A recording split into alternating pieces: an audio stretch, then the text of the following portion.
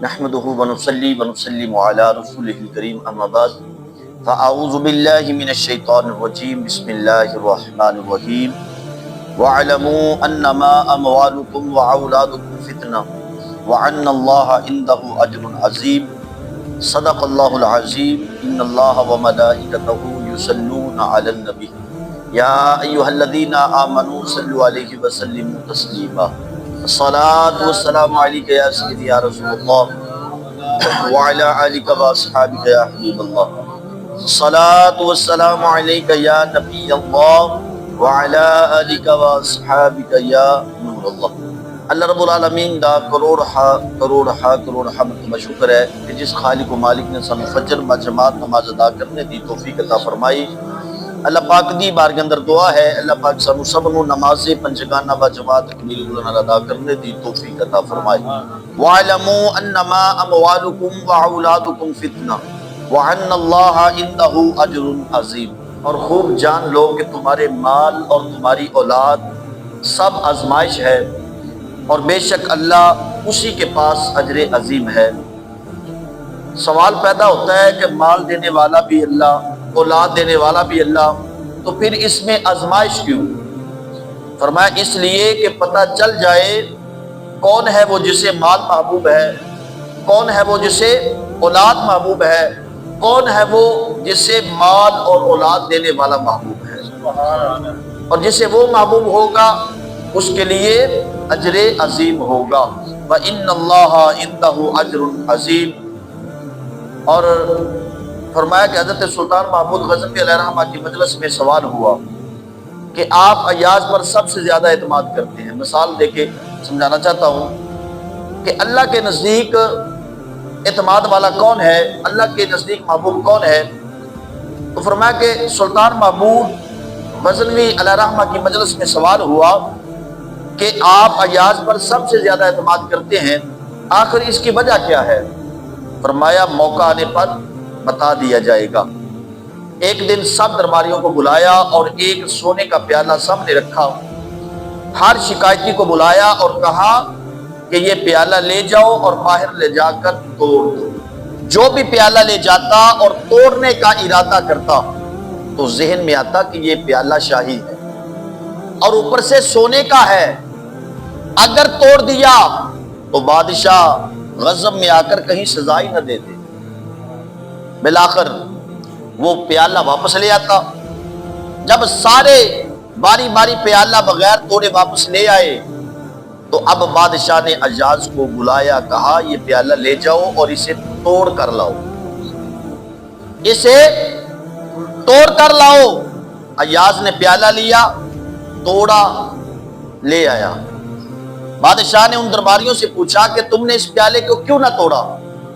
جواب ملا کہ یہ ایک تو شاہی پیالہ اور دوسرا سونے کا پیالہ، اگر توڑ دیتے تو بادشاہ پوچھتا کہ تمہیں پیالہ نظر نہ آیا، سونے کا تھا، اگر نظر آیا تو تمہاری عقل نے کام نہ کیا تو ہم کیا جواب دیتے؟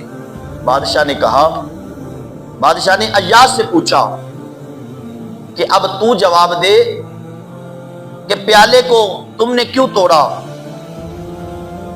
تو ایاز نے کیا جواب دیا؟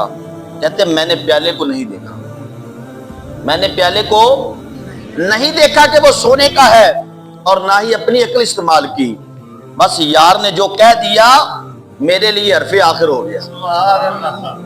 میں نے تو پیالے کو دیکھا ہی نہیں، نہ میں نے عقل استعمال کی، بس یار نے جو کچھ کہہ دیا میرے لیے حرف آخر۔ فرمایا درباریوں تم میں اور ایاز میں بس یہی فرق ہے، تم میں اور ایاز میں بس یہی فرق ہے۔ سب نے کہا جی سنا۔ فرمایا تم میں اور ایاز میں یہی فرق ہے، تم سونے کو دیکھتے رہے، تم اپنی عقل سے سوچتے رہے، اور ایاز فرمانے یار کی طرف متوجہ رہا۔ پھر اب بتاؤ میں تم پر اعتماد کروں یا ایاز پر؟ اللہ کی بارگاہ میں بھی وہی بندہ اعتماد کے قابل ہے، اللہ کی بارگاہ میں وہی بندہ کامیاب ہے، اور اللہ کا محبوب ترین بندہ بھی وہ ہے کہ جو اللہ کی طرف سے حکم آ گیا اس پر اس نے سر جھکا دیا۔ اور علامہ اقبال نے کیا خوب فرمایا عقل است غلام من، عشق است امام بن، عقل کو تنقید سے فرصت نہیں، عشق پر اعمال کی بنیاد رکھ۔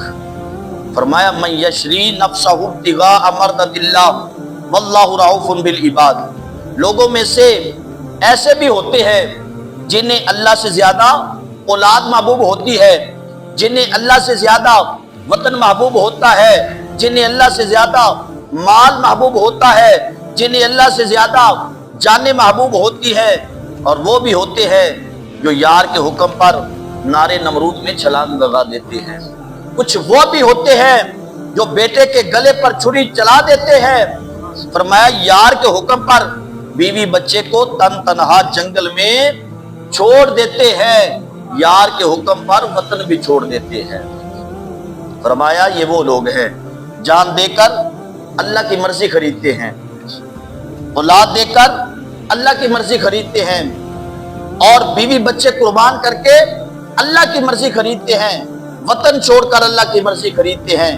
اور کبھی فرمایا کربلا میں آ جائے تو اکبر کی جوانی بھی لٹا دیتے ہیں، عباس کے بازو بھی کٹوا دیتے ہیں، عسکر کے گلے میں تیر لگوا کر اون محمد پر برچھیوں کی بارش کروا کر، شہزادہ قاسم کو چھلنی چھلنی کروا کر، سکینہ و سغرا کو یتیم کروا کر اپنا سر نیزے پر چڑھوا کر کہتے ہیں لے بھئی مالکہ جمیں رضا تیری، لے بھئی مالکہ جمیں رضا تیری، دامن جار حسین وکھا دیتا، لے بھئی مالکہ جمیں رضا تیری، دامن جار حسین وکھا دیتا، سر جائے پر دین نہ جائے ہتھوں، اے میں امت نو سبق پڑھا دیتا، سر جائے پر دین نہ جائے ہتھوں، اے میں امت نو سبق پڑھا دیتا۔